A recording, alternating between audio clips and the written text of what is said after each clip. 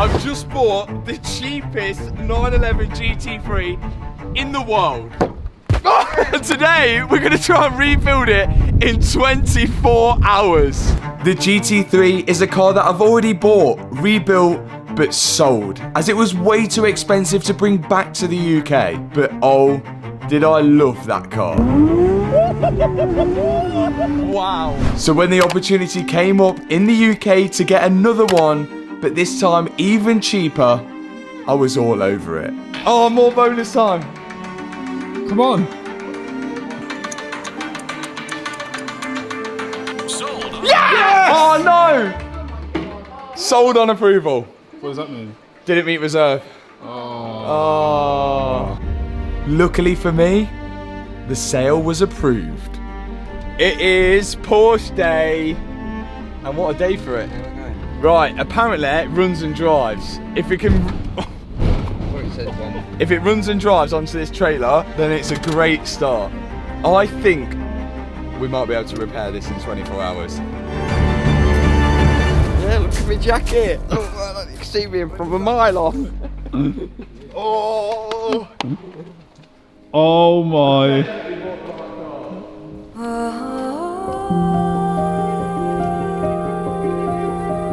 A 2022 Porsche 992 GT3.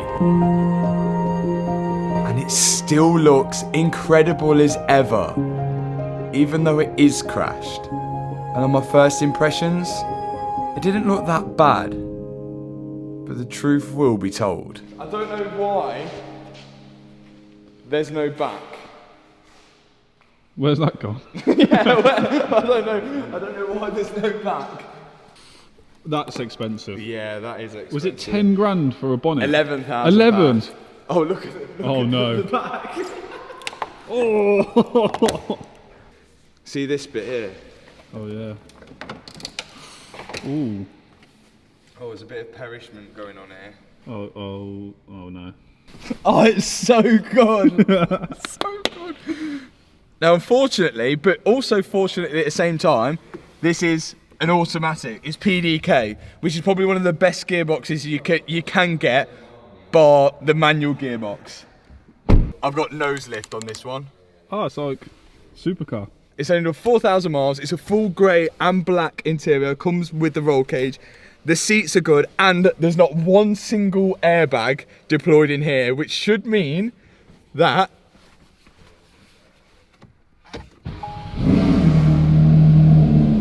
it starts up. What? Although we do have an airbag light. So some positives and some negatives, as always when buying crash damaged cars. But I wanted to challenge myself to rebuild this car in 24 hours, as I was desperate to drive it. Oh, has he curbed the wheel? Well, it's a good job that this wheel is actually damaged. But the more we looked at it, the more damage we found. It needs a front subframe. What? Yeah, look. See here. From the outside, the car only looks like it's been in a small accident. But then again, it takes a lot to write off a £200,000 car. But it's too late to turn back now.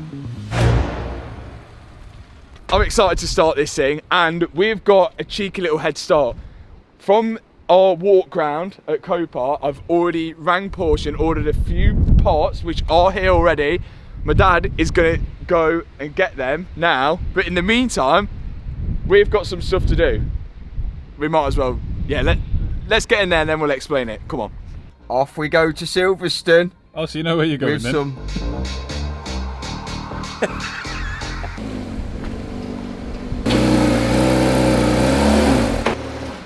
Sweet. 24 hours starts from now. Let's do it. Now, we're not going to be starting to repair the car as you might think straight away. And that's because we don't even have the tool to take the wheels off yet. We're hoping that's something my dad comes back with. That's how you do it. For now, I'm taking the door card off so I can get to the wing mirror bolt to take the wing mirror off. You'll see why in a second. Yes! Yeah. Now I've got the bolt out, I can pull the wing mirror away from the door with the wiring. And yes, the 24 hours has started, but I will be pausing the clock when we go home to sleep. How light is that? Oh, he's got carbon in his hand. They've had the front end PPF. I don't know if you see, look, you can just see the edging of the PPF. Didn't really protect much though, but this is well light. This is ridiculously light. That's 11 grand. It was 11 grand. 28 minutes. We've got the bonnet off, we've got the wing mirror off. I think we're doing alright. And this is a part which is probably going to confuse a few people because I'm about to modify it before repairing it. We won't be able to paint the car in 24 hours. I'm keeping this car for myself. And yes, we are wrapping it. We're going to make this stealth. This is going to look crazy. I'm already getting shots fired in the comments. I can feel it already. Save yourself till it's finished, trust me. As you already know, I'm building this car for myself and I'm not going to sell it. I've already made that mistake and this is the colour I want it. That's a nice jump you have there, Leon. It's brand new second hand, this one. I'm not only going to be rebuilding the car, I'm also going to be wrapping it satin black. So it should be completely transformed by the end of this. 1 hour. It's gone already. We're making great progress. How are you doing? We've rebuilt nothing yet. That's the issue with wrapping. It's very time consuming and on time that we didn't really have. But it is much quicker than paint. The thing is, the more help we had, the better. Hello. How are you? We brought back up. Yeah, I'm just here to do all the hard work because couldn't do it on your own, obviously. So now it's me, Liam, Chris and cameraman Matt working away at the car whilst my daddy's away getting the parts. Here we are right at the back end of the vehicle and we're going to remove the spoiler, and Matt reckons it's this size and he's right.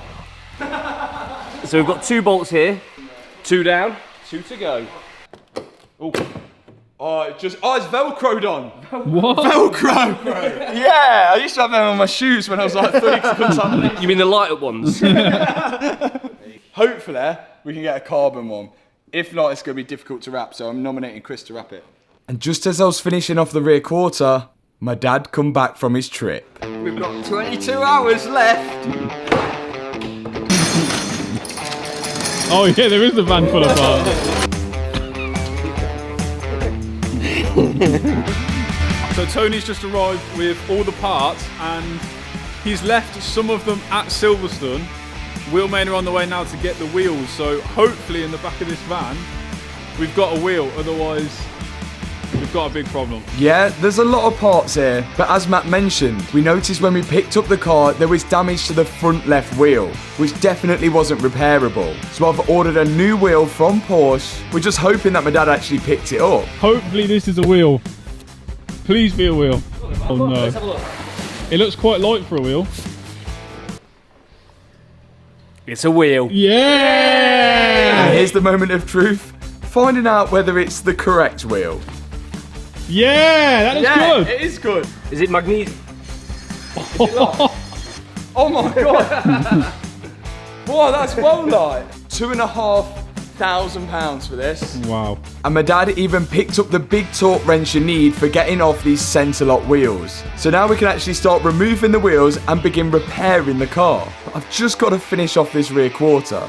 And once that's done, we can lower it down to get the wheels off.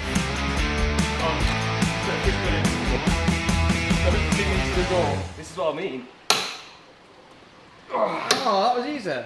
I'm just strong, I'll make it look easy. Yes, well done, Chris. 1 down, 3 to go. Watch the rear quarter, lad. It's Tony's turn, isn't it? Come on, Tony.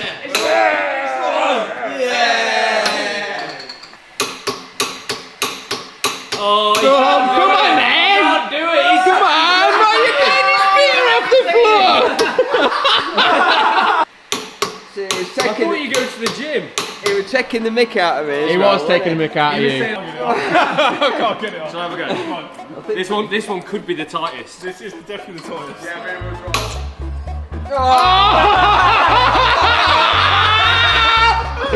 I loosened it. How embarrassing. Now with the centre lock wheels undone, we can remove them and start to assess the damages. And I noticed it had rear wheel steering, apparently to help cornering at high speeds. That'd be weird for donuts. And any place Porsche could weight save, they weight saved. Even drilling holes in the back of the wheels. Now I was on to investigating why there was no coolant in the car. And it's pretty obvious to see. There was a huge dent in the front radiator. So that's definitely going to need to be changed. So me and Leon went back onto wrapping the driver's side door, whilst my dad... Right, Matthew. I'm going to be cracking on taking the radiator off. Why are we taking the radiator off? Because it's bent. Why are you looking at me? Now you'll notice there are a lot of parts here, and they're all brand new from Porsche. Because if you try and search for any 992 GT3 parts on eBay or anywhere else, they're next to impossible to find. I'm guessing because the car's so new, and there's just not many of them on the road. Right now, my dad's checking the radiator, and just as we thought, it definitely needs replacing. Yeah, that's pretty bent. Just needs standing on, doesn't it? Go on then. Standing back. Meanwhile, me and Liam are making progress on the driver's side door.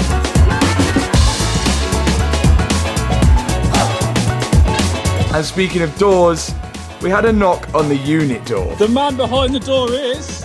Hey, Wheelmania! Wheelmania comes to take the wheels. They're going to come back, completely different colour, and look a lot better.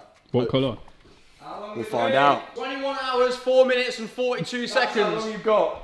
Oh, has it already started? What do you mean if we already started? Look at it! I didn't even look. Right, we'll see you in less than 21 hours and 4 minutes, please. Perfect. That end wrap is on, and I think it's looking banging. It's like you can really see the shape of the car now, and with the yellow calipers, it looks really good. And we're actually starting to fix stuff now because Dad's over on the front with Chris. Me and Liam smashed this out. So I think we're on track. It's starting to look really good. But remember, all that wrapping I did on the right side, I've got to do it on the left side as well. Wing. It's on the car, we want it off the car because damage. It's damaged, so it needs to come off. So Archline's got to come out first. Finally, it feels like we're getting somewhere. All of us are working away at our own corner, and Chris is working away at getting the front wing off.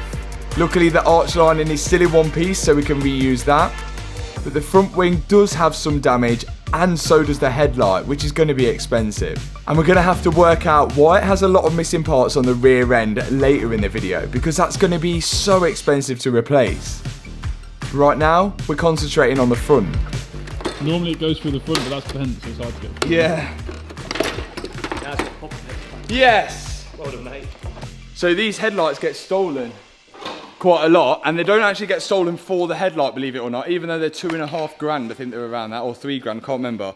But they only get stolen for these things here, because apparently people use them to grow illegal drugs because it doesn't emit as much electricity.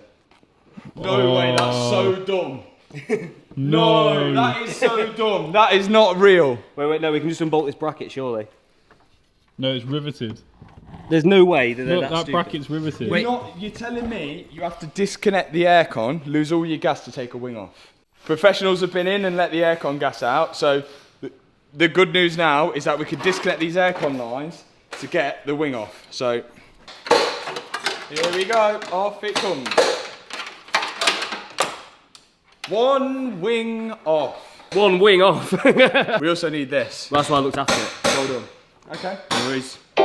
Meanwhile, back at the front left side of the car, my dad's starting to reassemble the radiators. The front rad and most of the parts on this Porsche are built up with loads of parts. And apparently this is to do with insurance purposes. If you have an accident and you only damage one part of the radiator, then you only have to have one part replaced, which would make cheaper labour, cheaper insurance, and cheaper on the parts. It kind of makes sense, but does make it very fiddly when rebuilding stuff like this back up. We have the fan shroud on the back of the rad, these little rubber grommets which sit on the radiator, and then the plastic brackets which hold the fan shroud to the radiator. Then you've got the two main hoses which lead to the radiator to connect onto it. There's this little plastic line which connects to the top of the rad. Then after that, we're working on the aircon radiator. The one on the car didn't leak any gas, but it did look a bit bent. So we're going to be more safe than sorry and replace it with a brand new one anyway. This has a plastic bracket which it clips into, and then you can push it onto the radiator and bolt it in. There's two aircon lines which connect to it, one on the top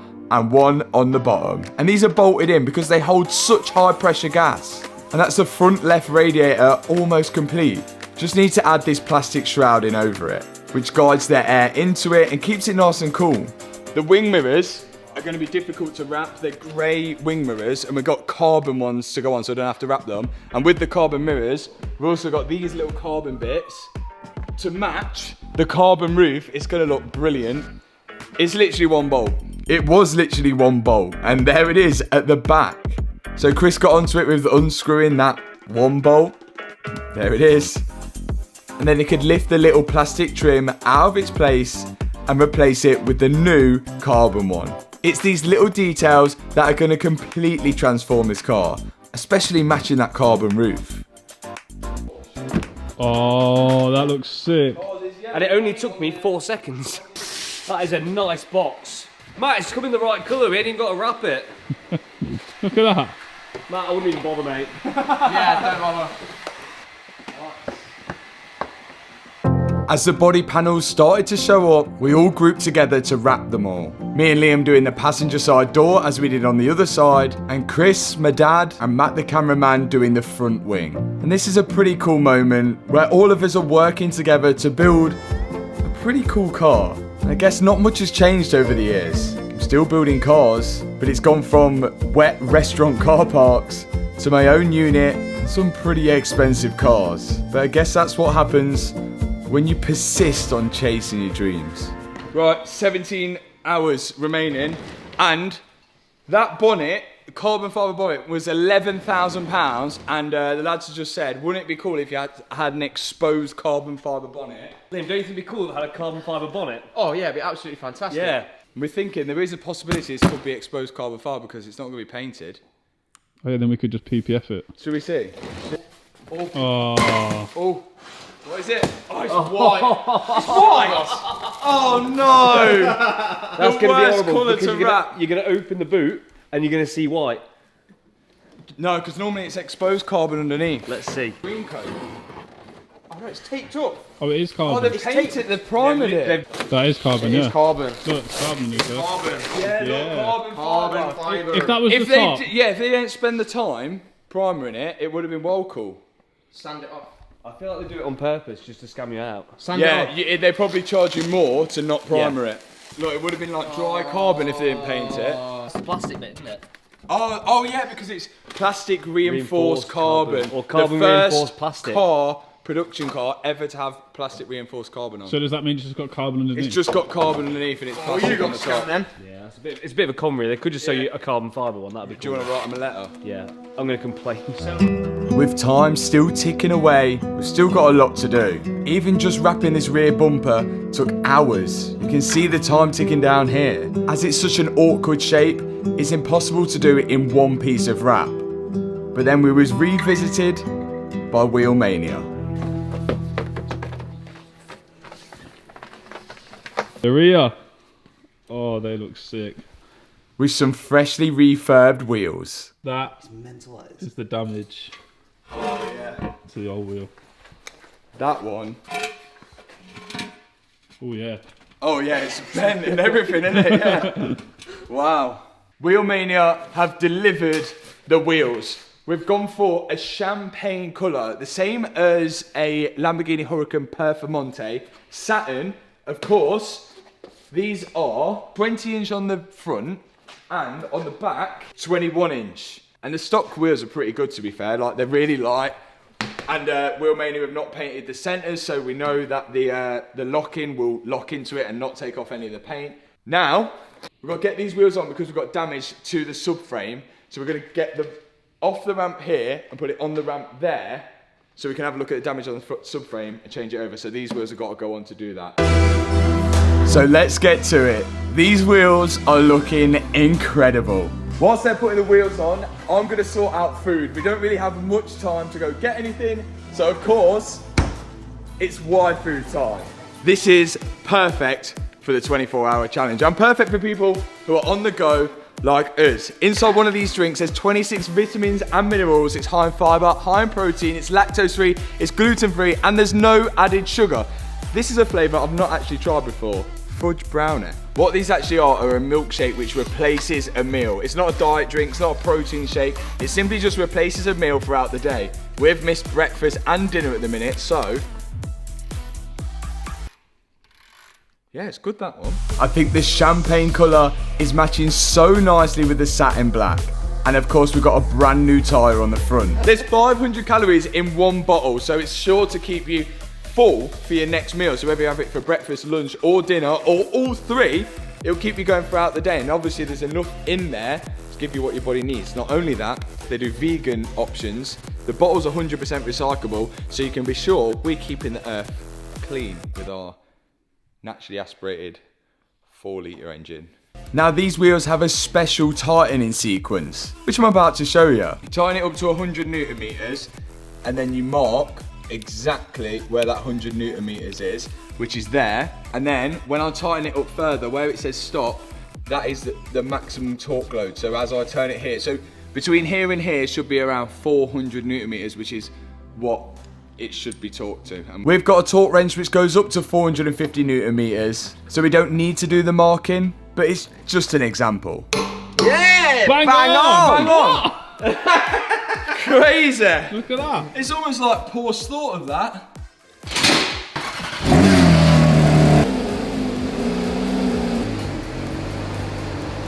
We're in. Now, to grab a Y food, you can do with the link in the description box below. So if you're thinking about getting healthier and perhaps saving money because you buy so much fast food at your lunchtime, you can do. Find your favorite flavor with the link in the description box below and use this discount code, which is appearing underneath me now, for a nice bit of discount as well. Thank me later. Let's get his subframe off. So along with some of the damage on here, which we'll get to eventually, which may take us quite long, we noticed that there was damage on the subframe when we was taking it back from Copart. We're about to find out how bad that damage is. We're hoping not too bad. It didn't look as bad as the purple one. I think we can do it. I think we can do it. The bronze wheels though, with the satin black, is looking so sweet. How bad is it? Tub. Oh look, that's where they've had a, what would you say that is? Mud. That's gone into something, isn't it? Everything under here looks okay, and this is the damage. Do you think, so the subframe is in 2 pieces. We've ordered one, let me get it. So the subframe, we had to replace this on the other GT3, but it comes in 2 pieces, and you can only order it in 1 piece. It's just this aluminium piece here, which bolts to this aluminium piece here. To change this, it's more of a job. To change that, it should be easier. The plan of action is to unbolt this. We'll see if there's any damage to that bit underneath.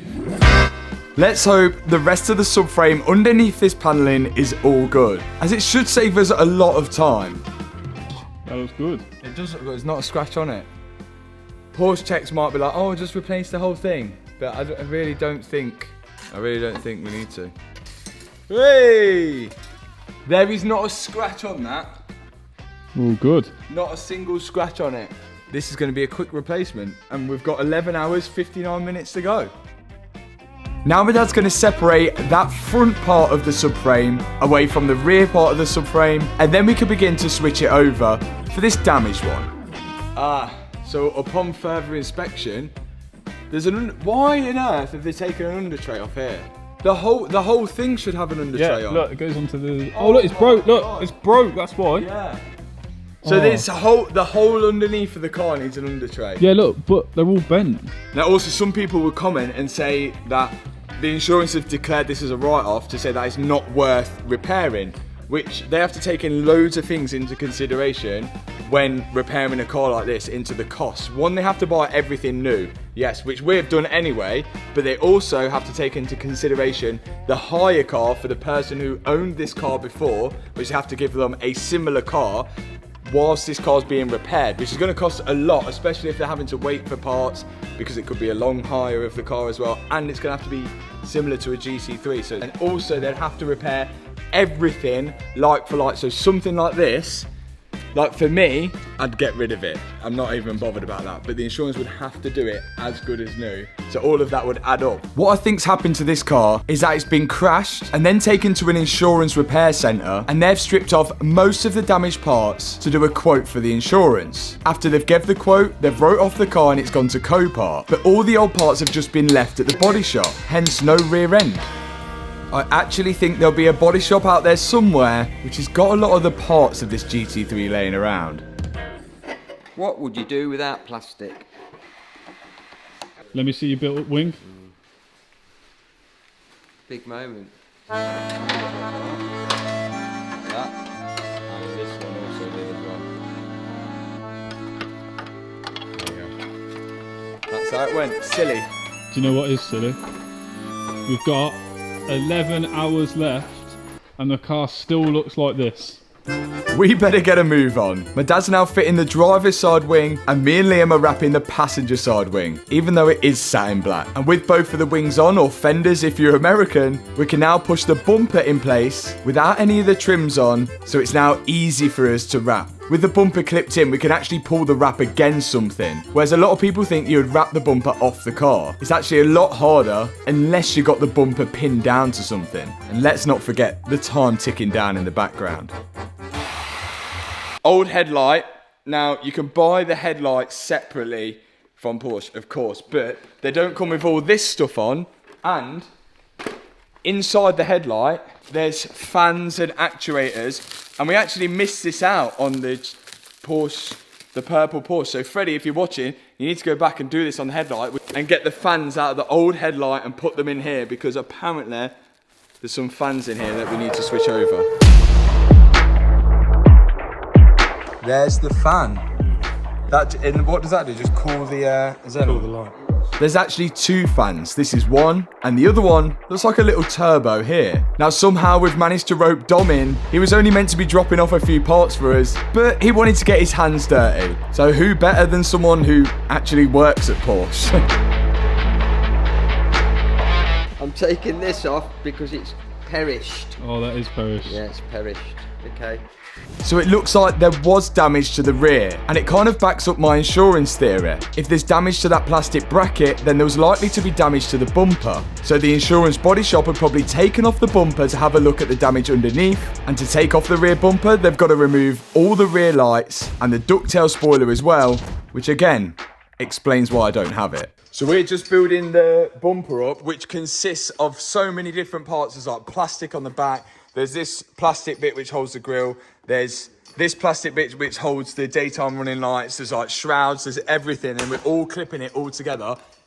But we're missing one part, and that is this little centerpiece here, which is the grille. So we're not going to get it in the time, I don't think. So we're going to have to put it together without the grille, make it look as good as it can get. We've also got splitters to put on and everything. A lot of this bumper is really light and in a million pieces, but Liam's working on it right now. It's so hard. It's so hard. They go in here. Front or back? They've got a special location.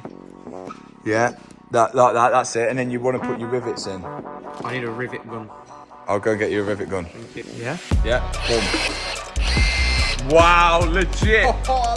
That is called OM, aka OEM. Whilst we were putting the front bumper together, Dom and my dad started assembling the rear. And as you can see, the rear bumper goes on first, then all of the lights. Full bumper is done apart from the grille. How's it looking? Because I can't see it. Does it look good? It looks amazing. We've then got to take off the wing again to fit something pretty important. Everyone always asks, how do we organise all the stuff of putting all the cars together? Now you know. Now you know. It is literally carnage.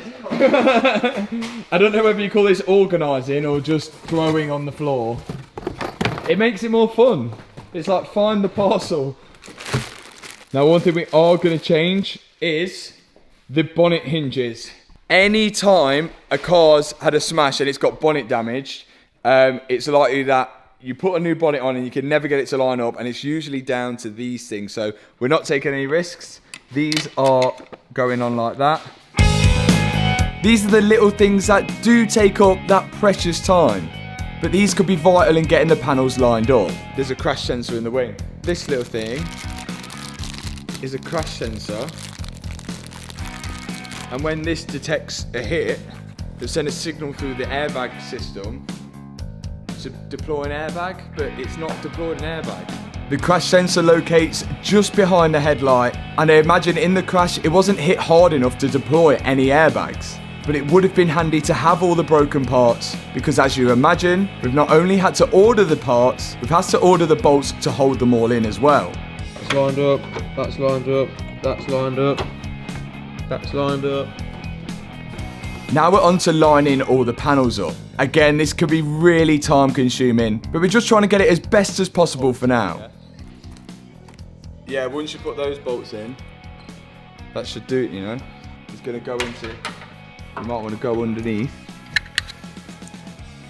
There we go. That was a nice click. This airbag thing, one of these is for the indicator. They run like that. And this one comes to that daytime running line. 4 hours, 42 minutes remaining. Time to assemble the rest of the front wing. In goes the washer bottle with 2 electrical sensors, one for the motor and one for a level sensor, I believe. That just pushes in behind the wing, and then there's only one bolt which holds it in place. Of course, to fill up the washer bottle, you need a filler neck. All parts you need to buy separately. We'll get onto the cost of everything at the end of the video, but as you can imagine, it's adding up. And now to cover all of that over, the arch lining goes in, which Liam's doing now, and I'm just putting in the bolts.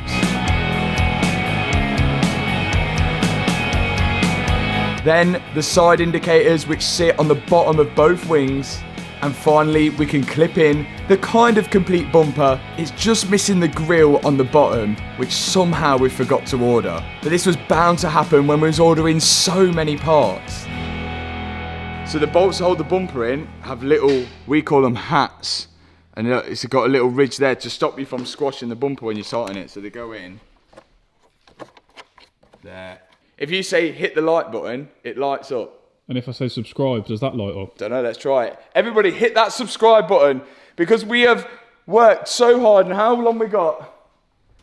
3 hours, 53 minutes to go, and we've still got a bonnet to wrap, and the ducktail, and a lot of more stuff. 11 grand bonnet. Oh, which way do these go? Does anything? Oh, look, look. It's got an arrow. What does decal mean? Means down. Down. So you Starts say with a that, D. or does it mean up? What? Decal. That either means up or down. Matt's saying down. Because it starts with D. Yeah, I like that theory. Hey Siri, translate decal into English. Lid. It's not even up or down. Lid. That's bonnet then. So that's up. But We've got this to go. we've got to. It is up. Ah. Yeah. Up. You never would have thought that. Because are they Germans calling the bonnet a lid? A lid, yeah. Lid. I like that. Should we call it a lid from now on? And how do Germans talk? Lid! So we've installed the hydraulic struts to the hinges, and now we can unbox the lid. This lid is incredibly light. As I mentioned, it's plastic reinforced carbon, I believe. We managed to get lucky on the purple Porsche that it only had a small scrape on it, and that's the reason I knew it was 11 grand. But we didn't get lucky this time, and we had to replace it. And now that we've installed it, we've got to wrap it. And with our first instalment, I don't think we've done too bad on the panel gaps. But again, all of this can be adjusted at the end of the build. Out comes the wrap.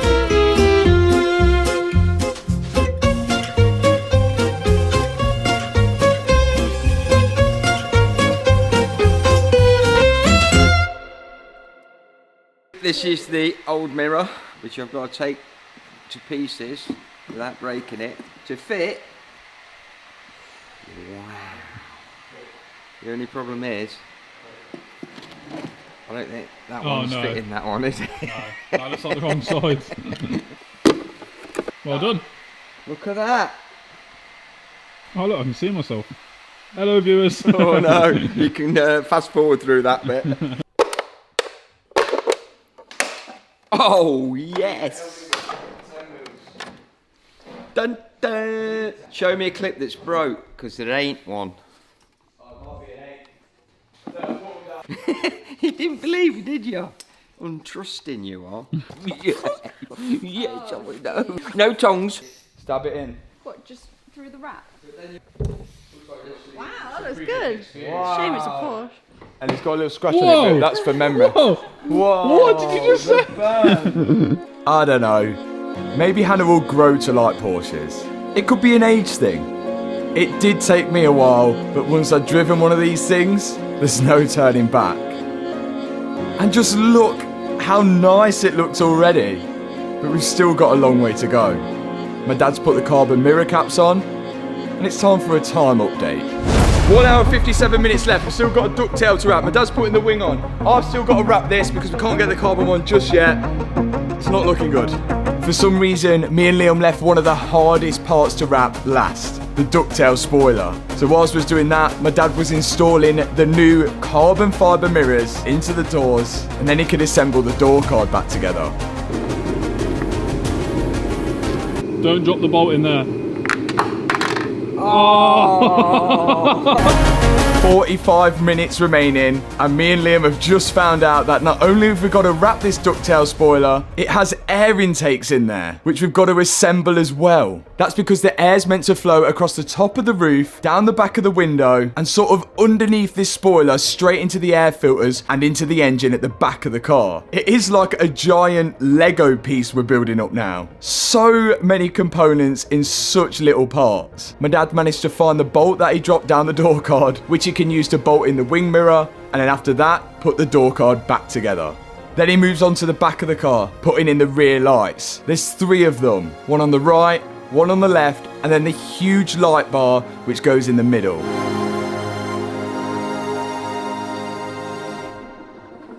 "20 minutes remaining now. This is getting close. Quick, how many minutes you got left? Literally 20 minutes. The wheels are now going back on, hopefully for good this time, but I will mention we are still missing some parts for the front bumper, and I'm just lining up the duck build to make sure it all fits nicely. It's time for coolant. Remember, we've got to vacuum fill this cooling system, and it is a nightmare. This means blowing compressed air across this vacuum filler, which should suck all the air out of the cooling system in the car. And if the vacuum holds, it shows we've got no leaks. Then we have our fresh Valvoline coolant that we're going to put in the Porsche. Of course, with me being a Valvoline partner now, all the fluids that we put into my car will be Valvoline. With the vacuum pulled in the cooling system, we can put the tube into the Valvoline coolant tub, open the tap, and it should suck all of the coolant into the system, hopefully with no air bubbles. I think it was around 8 litres later, and it was full. I can now install the duckbill spoiler for good, and you can see where the air goes in here. There's a few final trim pieces to put on the back, and then move into the front to put the headlights in. And that was time. 24 hours.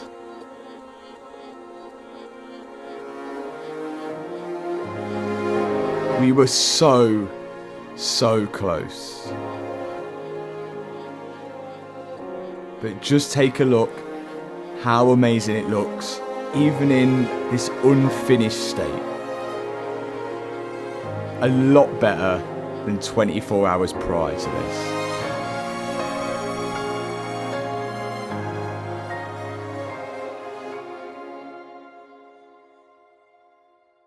Oh, we were so close. But maybe I was a bit ambitious. But I don't feel like I've failed, not one bit, because, well, I've got a fully stealthed out 2022 GT3 with only 4,000 miles on the clock. It looks so good, even in this unfinished state. Yes, there's grills missing at the bottom. Yes, there's no wing at the back at the minute. We're kind of repping the touring look because I'm hoping to get a Manti carbon wing, which will match the carbon roof and the wing mirrors, and that will save me also wrapping the back. But I could never sell this car. This car, I feel like, was made for me. But unfortunately, I cannot drive it yet. It is not complete. But remember, at the start of the video, there was a little bit of damage. It's not structural because it is classed as a category N, a non-structural damage. But this is kind of part of the chassis. It's really flimsy metal, I know, because I bought this part for the purple GT3. There's a dent in it here, and this is all kind of like, it's a bit creased up, but I don't think it's enough for me to replace it. I'm pretty sure when the body shop reopens after the holidays, they should be able to pull this dent out. It's not affected any of the bolts lining up. They all do still line up in perfect place, and the bonnet still kind of, it's got a half decent gap. So I think we can get that done afterwards, along with a lot of the other parts. But I'm guessing you guys want to know how much I paid for it and how much it's cost me to get to this point. I won this GT3 for £98,700, and I've spent £40,791 repairing it, which makes the total spend this. Now that makes it a lot cheaper than what it would be to buy the same spec GT3 in the UK, but of course it's going to be cheaper. It's crash damage, it's a category N car, and I still have some parts that I've got to buy for it. But I guess that leaves it up to you guys. Was it worth it or not? But for now, thanks so much for watching this video. If you enjoyed it, hit that subscribe button, hit that thumbs up button, and I'll see you in the next video. Peace out. Oh God!